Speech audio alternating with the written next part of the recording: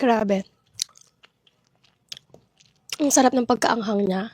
Alam niyo ba mga miss, simula nung punta kami ng Thailand, lagi na ako nag-crave ng mga dried fruits na spicy. Kasi doon ko siya natikman.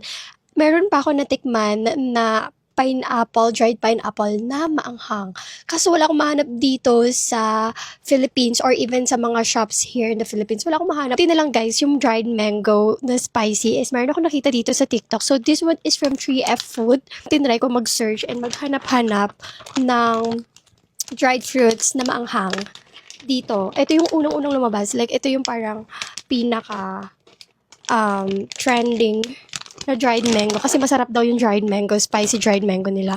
And as you can see, tignan nyo, nakalahati ko na siya.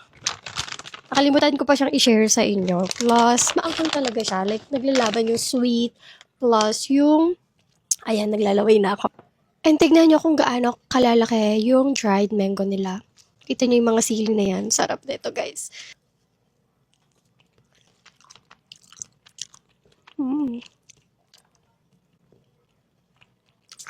Alam niyo, hindi siya nakakasawa kasi favorite ko pinagsasabay yung sweet and spicy.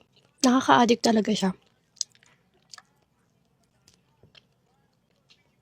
So, kung ako sa inyo, bago pa ito ma-sold out, mag-check out na kayo, guys. Kasi sobrang rare lang ng mga ganitong dried mango plus spicy pa siya. Sarap.